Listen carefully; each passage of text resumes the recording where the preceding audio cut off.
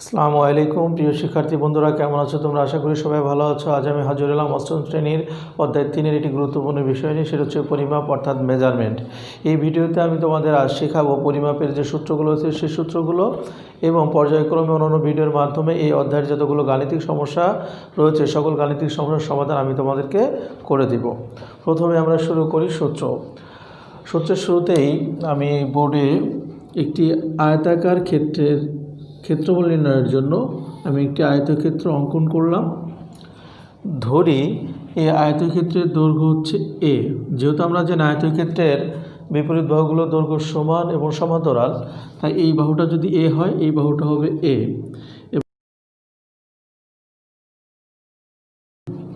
তাহলে প্রথমে যদি আমরা ক্ষেত্রফল নির্ণয় করি তাহলে ক্ষেত্রফল কী হবে? আমরা শুরু করব আয়তাকার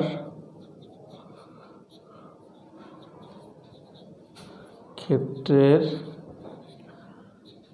দৈর্ঘ্য এ একক এবং প্রস্থ বি একক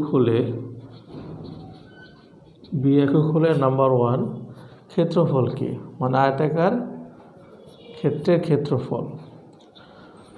আমরা জানি ক্ষেত্রফল মানে হচ্ছে দৈর্ঘ্য গুণ প্রস্থ। তাহলে কি হবে? এ গুণ বি বর্গ একক। আর যদি আমরা এটা বাংলায় লিখি তাহলে হবে দৈর্ঘ্য গুণ প্রস্থ বর্গ একক। এরপরে আমরা যেটা নির্ণয় করব সেটা হচ্ছে আয়তাকার ক্ষেত্রের পরিসীমা। পরিসীমা হচ্ছে, এক কথা যদি বলি, পরিসীমা হচ্ছে যে কোনো ক্ষেত্রের পরিসীমা হচ্ছে তার চতুর্দিকের সীমানা। যেমন এখানে আয়তক্ষেত্রের সীমানাতে আমি কিন্তু যাত্রা শুরু করি। এটা দৈর্ঘ্য হচ্ছে এ, এটা বি, এটা এ এবং বি। এই চারদিকে সীমানার দৈর্ঘ্যটাই হচ্ছে মূলত পরিসীমা। তাহলে পরিসীমা কি? আয়তাকার ক্ষেত্রের পরিসীমা ইকুয়াল হচ্ছে প্রথমে এ প্লাস বি প্লাস এ প্লাস এই বি। আর যেহেতু এককটা কী হবে আমাদের একক, যেহেতু দৈর্ঘ্য প্রস্থ মিটার ধরে নিই, একক কী হবে? এখানে এ যোগ করলে হয় 2a প্লাস বিবি যোগ করলে হয় 2b একক। এখন যদি আমরা 2 কমন নেই তাহলে হবে a প্লাস বি একক। আর এটিকে যদি আমরা একটু বাংলাতে লিখি তাহলে 2 ইন্টু এ মানে কি? এ মানে হচ্ছে আমাদের দৈর্ঘ্য। তাহলে 2 ইন্টু দৈর্ঘ্য প্লাস প্রস্থ একক। তাহলে মানে এইভাবে আমরা কি করতে পারি? আয়তক্ষেত্রের পরিসীমা বের করতে পারি। তাহলে আয়তক্ষেত্রের পরিসীমা 2 ইন্টু দৈর্ঘ্য প্লাস প্রস্থ। তোমাদের এটা মনে রাখলেই চলবে, পরিসীমা ইকুয়াল 2 ইন্টু দৈর্ঘ্য প্লাস প্রস্থ, আয়তক্ষেত্রের পরিসীমা। 3 নাম্বার, এখন আমরা নির্ণয় করব কর্ণ, আয়তক্ষেত্রের কর্ণ সূত্র যদি আমরা করতে চাই তাহলে কি হবে? আমরা এটা হচ্ছে আমাদের কর্ণ, আমরা এখন এটা নির্ণয় করব। যদি কর্ণ নির্ণয় করতে চাই তাহলে একটা ত্রিভুজ ধরি, এ বি সি একটি ত্রিভুজ, এবং এই ত্রিভুজটা হচ্ছে সমকোণী ত্রিভুজ। আর সমকোণী ত্রিভুজে আমরা পিথাগোরাসের সূত্র, সেই সূত্র অনুযায়ী জানি এই অতিভুজ স্কোয়ার ইকুয়াল লম্ব স্কোয়ার প্লাস ভূমি স্কোয়ার, মানে এবি স্কোয়ার, বা এসি ইকুয়াল আমরা জানি root BC square plus AB square. যদি আমরা মানগুলো বসিয়ে দিই তাহলে এসি ইকুয়াল কী হবে?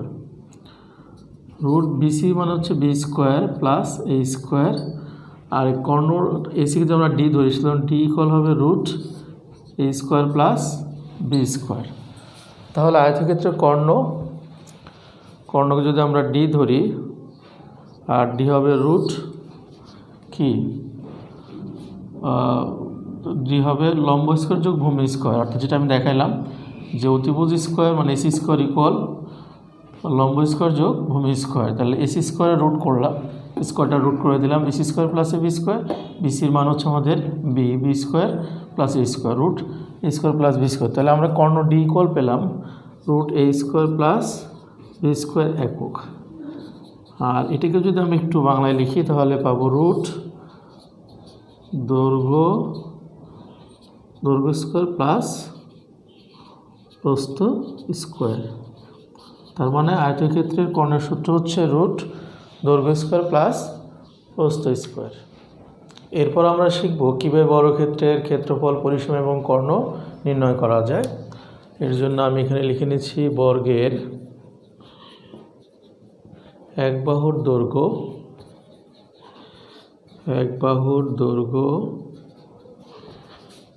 এ একক হলে নাম্বার 1 ক্ষেত্রফল মানে বর্গের ক্ষেত্রফল ইকুয়াল কী হবে। যেহেতু আমরা পাশে একটি বর্গক্ষেত্র অঙ্কন করি, ধরে নেই এটি একটা বর্গক্ষেত্র এবং প্রত্যেকটা কোণের সমকোণ। তা যদি প্রত্যেক বাহু দৈর্ঘ্য এ হয় তাহলে ক্ষেত্রফল কী হবে? ক্ষেত্রফল হবে দৈর্ঘ্য গুণ প্রস্থ, তার মানে এ গুণ এ বর্গ একক। তার মানে হচ্ছে এ স্কোয়ার বর্গ একক। আর এই স্কোয়ার মানে কি? এই স্কোয়ার এ মানে হচ্ছে বাহুর দৈর্ঘ্য, তাহলে লিখতে পারি বাহুর দৈর্ঘ্য স্কোয়ার বর্গ একক। মানে বর্গের যে কোনো বর্গের ক্ষেত্রফল হচ্ছে যে বাহু থাকবে সেই বাহুর বাহুর দৈর্ঘ্যের স্কোয়ার বর্গ একক। 2 নাম্বার পরিসীমা। আমরা যদি পরিসীমা খেয়াল করি 4 বাহুর সীমানা, অর্থাৎ এখান থেকে যদি যাত্রা শুরু করি এটা হচ্ছে আমাদের পরিসীমা। তাহলে এ যোগ এ যোগ এ যোগ এ, তার মানে এ যোগ এ যোগ এ যোগ এ, তার মানে হচ্ছে একক। তাহলে কত আসে আমাদের ফলাফল? 4a একক। আর যদি আমরা বাংলায় লিখি সেটা হবে 4 গুণ এ মানে হচ্ছে বাহুর দৈর্ঘ্য একক। তার মানে হচ্ছে বর্গের পরিসীমা হচ্ছে আমাদের 4 গুণ বাহুর দৈর্ঘ্য। এরপর আমরা নির্ণয় করব কর্ণ। বর্গের কর্ণ কীভাবে নির্ণয় করে? বর্গের কর্ণ হচ্ছে যদি আমরা এটাকে যোগ করি এটা হয়ে যায় কর্ণ। ধরি এ বি সি একটি সমকোণ ত্রিভুজ, আর কর্ণ দৈর্ঘ্যটাকে আমরা ডি ধরে নিলাম। যদি ডি ধরি তাহলে যদি আমরা এখানে পিথাগোরাস সূত্র প্রয়োগ করি তাহলে কী হবে? অতিভুজ স্কোয়ার ইকুয়াল হবে লম্ব স্কোয়ার যোগ ভূমি স্কোয়ার, বা অতিভুজ এসি স্কোয়ারটা রুট করে দিলাম, BC square plus A B square. এবার মান বসিয়ে দেই। এসির মান হচ্ছে ডি আর বিসির মান হচ্ছে এ স্কোয়ার, এ বির মান এ স্কোয়ার। তাহলে ফলাফল কী দাঁড়ালো? √2a square. সুতরাং ডি ইকুয়াল দাঁড়াবে এ টুর উপর রুট করলে √2 আর স্কোয়ার রুট কেটে গেলে এ হয়, তার মানে √2a। সুতরাং কর্ণ দাঁড়ালো আমাদের √2a একক। অথবা লিখতে পারি √2 গুণ এ মানে হচ্ছে বাহুর দৈর্ঘ্য একক। তার মানে বর্গের কর্ণ হচ্ছে √2 গুণ বাহুর দৈর্ঘ্য, অথবা বাহুর দৈর্ঘ্য গুণ √2। কীভাবে ত্রিভুজের ক্ষেত্রফল কীভাবে নির্ণয় করা যায় সেটা এখন আমি তোমাদের দেখাবো। তাহলে ত্রিভুজাকার ক্ষেত্রের ভূমি এ একক এবং উচ্চতা এইচ একক হলে এক ক্ষেত্রফল কত হবে? যেহেতু আমাদের আমরা সমকোণ ত্রিভুজ নিলাম, এই সমকোণ ত্রিভুজে ধরলাম দৈর্ঘ্য হচ্ছে ভূমি হচ্ছে আমাদের এ এবং উচ্চতা যদি এইচ হয় তাহলে এটার ক্ষেত্রফল হবে হাফ ইন্টু ভূমি গুণ উচ্চতা বর্গ একক। এটিকে যদি আমরা একটু বাংলায় লিখি তাহলে হবে হাফ গুণ ভূমি গুণ উচ্চতা বর্গ একক। আর যদি আমরা এখান থেকে ভূমি বের করতে চাই তাহলে কি হবে? যদি ভূমি বের করতে চাই তাহলে আমরা একটু খেয়াল করি, ক্ষেত্রফলকে যদি আমরা এ ধরি হাফ ইন্টু ভূমি গুণ উচ্চতা, তাহলে এটাকে যদি আমরা একটু ক্যালকুলেশন করি, তো টুর সাথে এ গুণ 2a ইকুয়াল এ গুণ এইচ, বা আমরা যদি ভূমিটা নিই এ নেই তাহলে 2a ডিভাইডেড এইচ, তাহলে কী দাঁড়ালো? ভূমি ইকুয়াল দাঁড়ালো 2 গুণ ক্ষেত্রফল ভাগ উচ্চতা। তাহলে ভূমি ইকুয়াল হচ্ছে 2 গুণ ক্ষেত্রফল ভাগ উচ্চতা। আমরা নিচেও লিখতে পারতাম। একইভাবে যদি আমরা এখানে উচ্চতা নির্ণয় করি তাহলে কি হবে? উচ্চতা ইকুয়াল হবে 2 গুণ ক্ষেত্রফল ভাগ হচ্ছে ভূমি। তাহলে এখানে আমাদের লিখতে হবে একক। এইভাবে আমরা ত্রিভুজাকার ক্ষেত্রের ভূমি এ এবং উচ্চতা এইচ ধরে ক্ষেত্রফল নির্ণয় করতে পারি। সর্বশেষ হাফ ইন্টু ভূমি গুণ উচ্চতা বর্গ একক।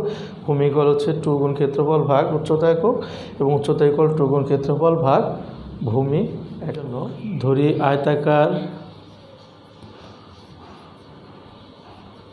আয়তাকার ঘনবস্তুর দৈর্ঘ্য, প্রস্থ ও উচ্চতা এ, বি ও সি একক হলে নাম্বার 1 আয়তাকার ঘনবস্তুর সমগ্র পৃষ্ঠের ক্ষেত্রফল, সমগ্র পৃষ্ঠের ক্ষেত্রফল ইকুয়াল, আমরা একটা আয়তাকার ঘনবস্তু আর্ট করি। এর জন্য প্রথমে একটা আয়ত আর্ট করব এবং নিচের দিকে দ্বিতীয় আরেকটি একইভাবে আরেকটি আয়তক্ষেত্র আর্ট করব, এবং এর দৈর্ঘ্য ধরব আমরা এ, আর এটা প্রস্থ, এটা হলো বি, এর উচ্চতা সি, এবং যদি কোণাগুলো আমরা যোগ করে দিই তাহলে এটি হয়ে যায় একটা আয়তক্ষেত্র। তাহলে সেই আয়তক্ষেত্রের কয়টি তল? আয়তক্ষেত্রের টোটাল তল হচ্ছে 6টি। আমি যদি একটা ক্যালকুলেটর নিলাম, এই ক্যালকুলেটর তল কয়টি? 1 2 3 4 5 এবং 6, এবং এই তলের ক্ষেত্রফল 1, এই তল আর এই তলের ক্ষেত্রফল 1, এই তল এবং এই তলের ক্ষেত্রফল যদি 1 হয়, তাহলে যদি আমি একটু তোমাদের বোঝাই, একটু খেয়াল করি আমরা, এটা যদি দৈর্ঘ্য হয় এটা ধরলাম এ, এটা যদি প্রস্থ এটা হলো বি, তাহলে এটার ক্ষেত্রফল কি? A B. এটার ক্ষেত্রফল যদি এবি হয়, এটার ক্ষেত্রফল কি? এবি। তাহলে আমাদের দৈর্ঘ্য এবং প্রস্থ বরাবর যে ক্ষেত্রফল সেটা কি দাঁড়ালো? 2ab, কারণ এবি এ পাশের ক্ষেত্রফল এবি, ঠিক উল্টা বিপরীত পাশের ক্ষেত্রফল হচ্ছে এবি, তাহলে এবি হচ্ছে 2টা। ওকে, 2ab দাঁড়ালো। এবার যদি আমরা এইটা চিন্তা করি, এটা যদি এই তলের ক্ষেত্রে আমরা, এটা হচ্ছে দৈর্ঘ্য, এটা হচ্ছে আমার দৈর্ঘ্য, এটা কি? বি, আর এখানে প্রস্থ কি? মানে উচ্চতা সি, তাহলে এটার ক্ষেত্রফল কি? দৈর্ঘ্য গুণ প্রস্থ মানে বিসি, তাহলে এটা যদি বিসি হয় এটাও বিসি, তাহলে আমরা পাবো 2bc। এরপরে আমরা যদি এখানে চিন্তা করি, এই তলের কথা চিন্তা করি, এর দৈর্ঘ্য কি? এ, আর এর প্রস্থ কি? সি, তাহলে এসি, তাহলে এসি যদি হয় পাশে এসি, তাহলে 2ac, আর এই তিনটা যোগ করলে হবে 2 × ab plus BC plus CA. এটাই মূলত এই আয়তাকার ঘনবস্তুর সমগ্র পৃষ্ঠের ক্ষেত্রফল।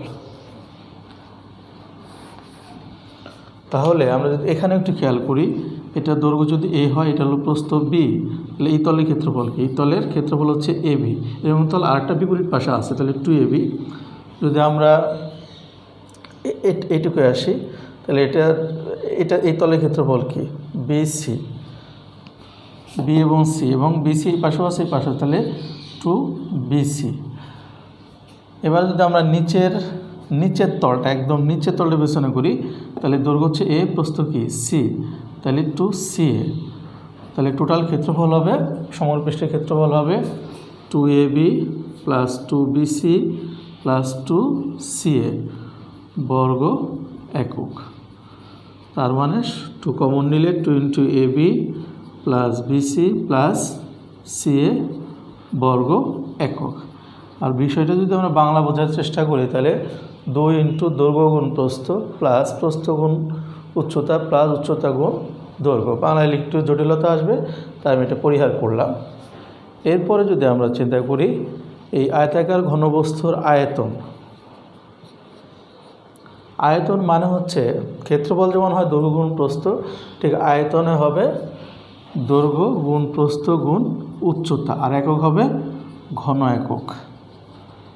মানে ক্ষেত্রফল সবসময় দৈর্ঘ্য গুণ প্রস্থের গুণফলে হয়, আয়তন হয় দৈর্ঘ্য গুণ প্রস্থ গুণ উচ্চতা। তাহলে এ গুণ বি গুণ সি ঘন একক। তাহলে এ মানে হচ্ছে দৈর্ঘ্য, গুণ বি মানে হচ্ছে প্রস্থ, এবং সি মানে হচ্ছে উচ্চতা ঘন একক। অর্থাৎ আয়তাকার ঘনবস্তুর আয়তন হচ্ছে দৈর্ঘ্য গুণ প্রস্থ গুণ উচ্চতা ঘন একক। এবার 3 নাম্বার, আর যদি আমরা কর্ণের কথা চিন্তা করি, কর্ণ কী হবে? কর্ণযোগফল হবে রুট। আমরা আগে যে সূত্রটা জানি, আয়তক্ষেত্রের কর্ণের সূত্র ছিল রুট দৈর্ঘ্য স্কোয়ার যোগ প্রস্থ স্কোয়ার। আর আয়তাকার ঘনবস্তু যেহেতু দৈর্ঘ্য প্রস্থ উচ্চতা তিনটাই রয়েছে, তাই এর কর্ণের সূত্র হবে রুট দৈর্ঘ্য স্কোয়ার যোগ প্রস্থ স্কোয়ার যোগ উচ্চতা স্কোয়ার, মানে root a square plus B square plus C square একক। আর যদি এটাকে আমরা একটু বাংলায় লিখি তাহলে ফলাফল পাবো রুট দৈর্ঘ্য স্কোয়ার প্লাস প্রস্থ স্কোয়ার প্লাস উচ্চতা স্কোয়ার একক। তার মানে আয়তাকার ঘনবস্তুর কর্ণসূত্র হচ্ছে রুট দৈর্ঘ্য স্কোয়ার প্লাস প্রস্থ স্কোয়ার প্লাস উচ্চতা স্কোয়ার। এবার আমি তোমাদের শেখাবো কিভাবে ঘনকের ক্ষেত্রফল, আয়তন এবং কর্ণ নির্ণয় করা যায়। তা আমরা জানি ঘনক হচ্ছে একটা আয়তাকার, মানে কি একটা বর্গাকার বাক্স বা বর্গাকার বক্স, অর্থাৎ এর দৈর্ঘ্য প্রস্থ উচ্চতা সমান হয়। তাহলে প্রথমে আমরা একটা বর্গক্ষেত্র অঙ্কন করি এবং দ্বিতীয় আরেকটি বর্গক্ষেত্র একই পরিমাপে দ্বিতীয় আরেকটি বর্গক্ষেত্র অঙ্কন করি। এটার দৈর্ঘ্য যদি a হয়, প্রস্থ b এবং উচ্চতাও আমাদের উচ্চতা দৈর্ঘ্য যদি a হয়, আমাদের প্রস্থও a উচ্চতাও a, তাহলে কোণাগুলো যদি আমরা যোগ করে দিই তাহলে এটা হয়ে গেল ঘনক। তো ঘনকের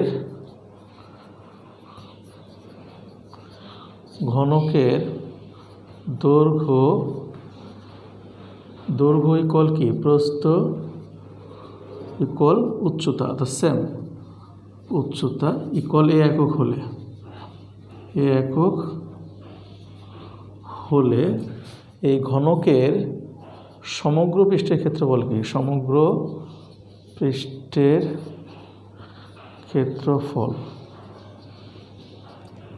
পৃষ্ঠের ক্ষেত্রফল হবে, আমরা আয়তাকার ঘনবস্তু ক্ষেত্রফলের সূত্র কি জেনেছিলাম? 2 into ab plus BC plus C, এটা জানি আমরা আয়তাকার ঘনবস্তুর ক্ষেত্রফলের সূত্র।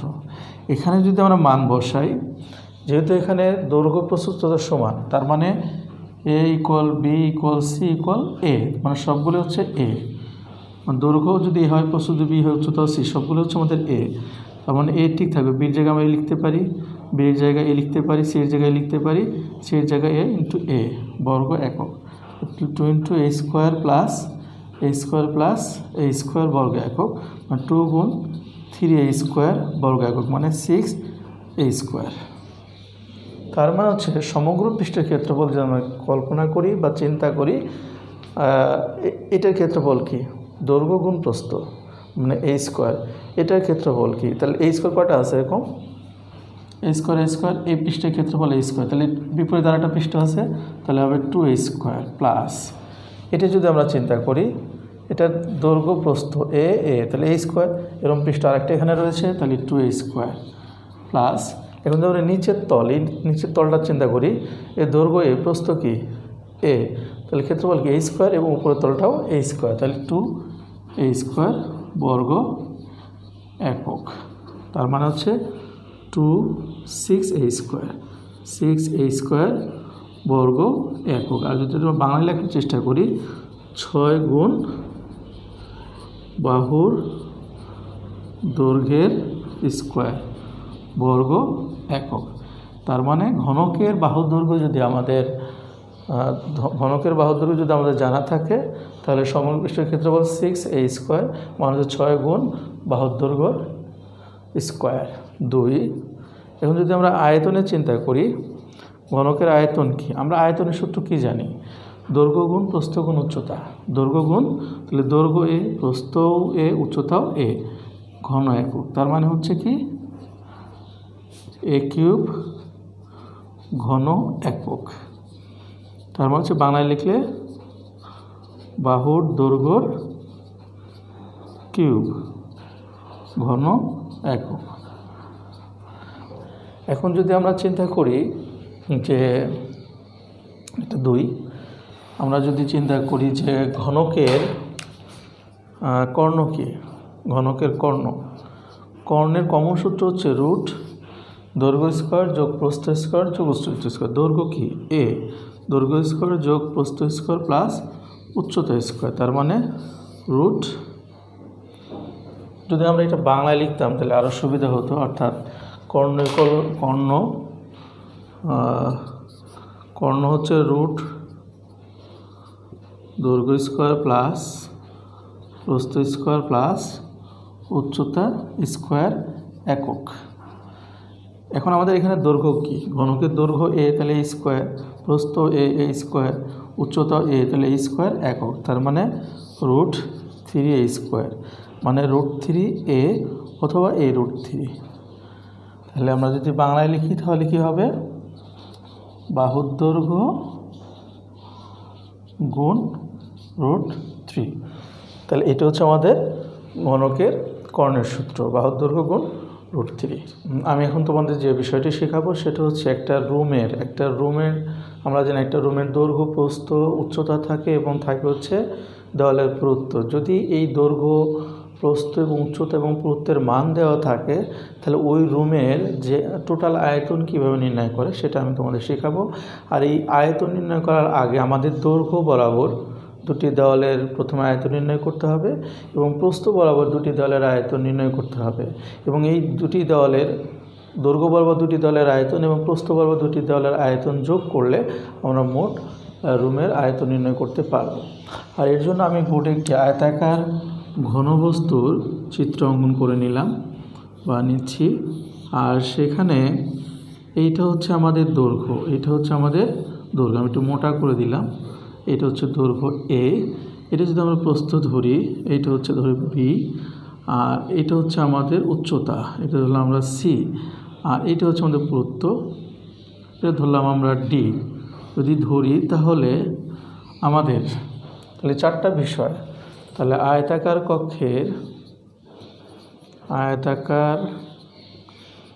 কক্ষের দৈর্ঘ্য প্রস্থ উচ্চতা এবং পুরুত্ব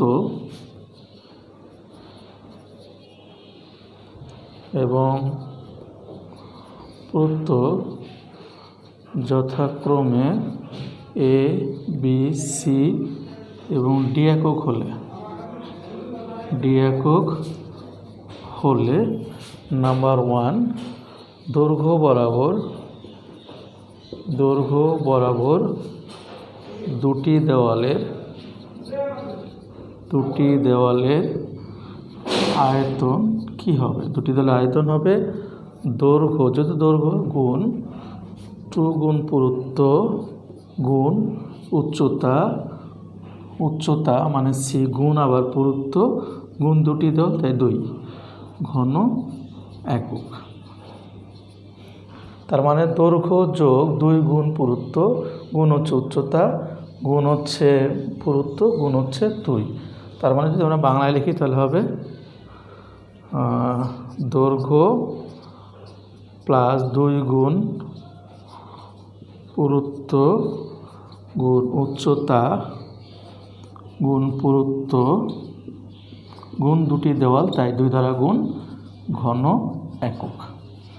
তাহলে এটা যদি আমাদের মনে থাকে যে দৈর্ঘ্য বরাবর দুটি দেওয়াল আয়তন নির্ণয়ের কীভাবে নির্ণয় করব সেটার জন্য আমাদের মনে রাখতে হবে দৈর্ঘ্য গুণ উভয় পাশে পুরুত্ব, 2 গুণ পুরুত্ব গুণ হচ্ছে উচ্চতা গুণ হচ্ছে পুরুত্ব গুণ হচ্ছে 2, দুটি দলের কারণে 2 দ্বারা গুণ। একইভাবে যদি আমরা আবার প্রস্থ বরাবর আমরা দুটি দলের আয়তন নির্ণয় করি।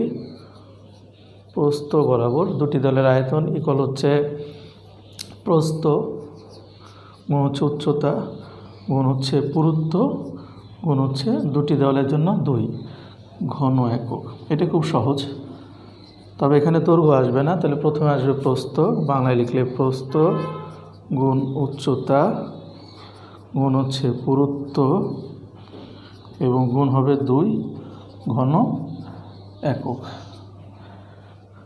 এইভাবে আমরা দৈর্ঘ্য বরাবর দুটি দলের আয়তন এবং প্রস্থ বরাবর দুটি দলের আয়তন নির্ণয় করতে পারি।